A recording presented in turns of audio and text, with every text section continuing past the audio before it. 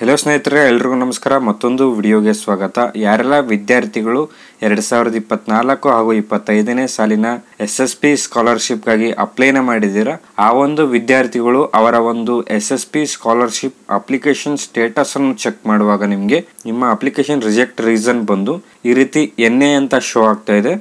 ಈ ರೀತಿ ಶೋ ಆಗ್ತಾ ಇರೋದ್ರಿಂದ ಎಲ್ಲ ವಿದ್ಯಾರ್ಥಿಗಳಿಗೆ ಕನ್ಫ್ಯೂಸ್ ಆಗ್ತಾ ಇದೆ, ನಮ್ಮ ಅಪ್ಲಿಕೇಶನ್ ಬಂದು ರಿಜೆಕ್ಟ್ ಆಗಿದೆ ಅಥವಾ ಅಪ್ರೂವ್ ಆಗಿದೆ ಅಂತ ಹೇಳ್ಬಿಟ್ಟು.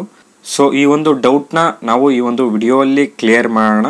ಓಕೆ, ವಿಡಿಯೋ ಶುರು ಮಾಡೋದಕ್ಕಿಂತ ಮುಂಚೆ ನೀವೇನಾದರೂ ನಮ್ಮ ಚಾನಲ್ಗೆ ಹೊಸದಾಗಿ ವಿಸಿಟ್ ಮಾಡ್ತಾ ಇದ್ರೆ ಈ ಕೂಡಲೇ ಚಾನಲ್ಗೆ ಸಬ್ಸ್ಕ್ರೈಬ್ ಆಗಿ ಹಾಗೂ ವಿಡಿಯೋಗೊಂದು ಲೈಕ್ ಮಾಡಿ. ಮತ್ತು ನಮ್ಮ ಟೆಲಿಗ್ರಾಮ್ ಚಾನಲ್ಗೆ ಏನಾದರೂ ಜಾಯ್ನ್ ಆಗಿಲ್ಲ ಅಂದರೆ ಡಿಸ್ಕ್ರಿಪ್ಷನಲ್ಲಿ ಟೆಲಿಗ್ರಾಮ್ ಚಾನಲ್ ಲಿಂಕ್ ಇರುತ್ತೆ. ಆ ಒಂದು ಲಿಂಕ್ ಮೇಲೆ ನೀವು ಕ್ಲಿಕ್ ಮಾಡ್ಕೊಂಡ್ಬಿಟ್ಟು ಟೆಲಿಗ್ರಾಮ್ ಚಾನಲ್ಗೆ ಜಾಯ್ನ್ ಆಗಬೇಕಾಗತ್ತೆ.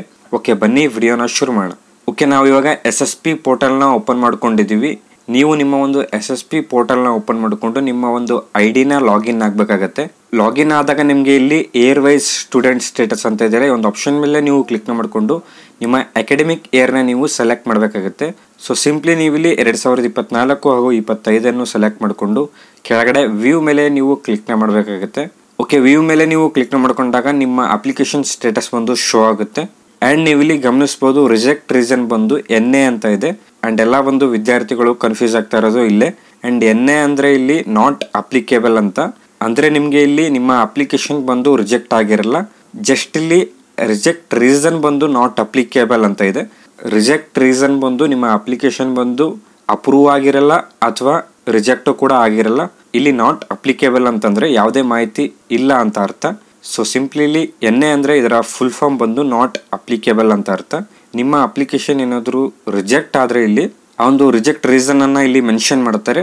ನಿಮಗೆ ಇಲ್ಲಿ ಡೈರೆಕ್ಟಾಗಿ NA ಆಗಲಿ ಅಥವಾ ಇನ್ನೊಂದಾಗಲಿ ಇಲ್ಲಿ ಏನೂ ಮೆನ್ಷನ್ ಮಾಡಲ್ಲ.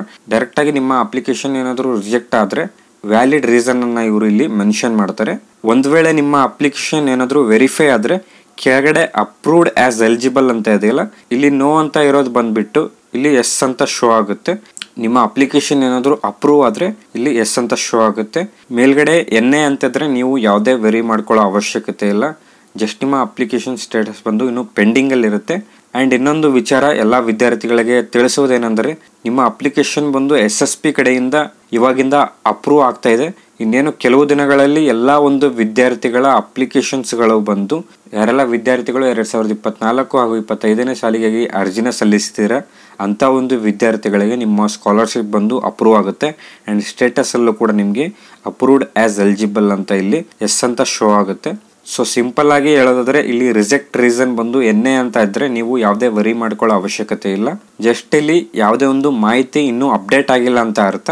ಓಕೆ, ಐ ಹೋಪ್ ನಿಮಗೆ ಈ ಒಂದು ವಿಡಿಯೋ ಅರ್ಥ ಆಗಿದೆ ಅನ್ಕೊಳ್ತೀನಿ. ವಿಡಿಯೋ ಏನಾದರೂ ಇಷ್ಟ ಆದಲ್ಲಿ ವಿಡಿಯೋಗೊಂದು ಲೈಕ್ ಮಾಡಿ. ಚಾನಲ್ಗೆ ಏನಾದರೂ ಇನ್ನೂ ಸಬ್ಸ್ಕ್ರೈಬ್ ಆಗಿಲ್ಲ ಅಂದರೆ ಸಬ್ಸ್ಕ್ರೈಬ್ ಆಗಿ ಅಂತ ಹೇಳ್ತಾ ಮತ್ತೆ ಸಿಗೋಣ ಮುಂದಿನ ವಿಡಿಯೋ ಅಲ್ಲಿ.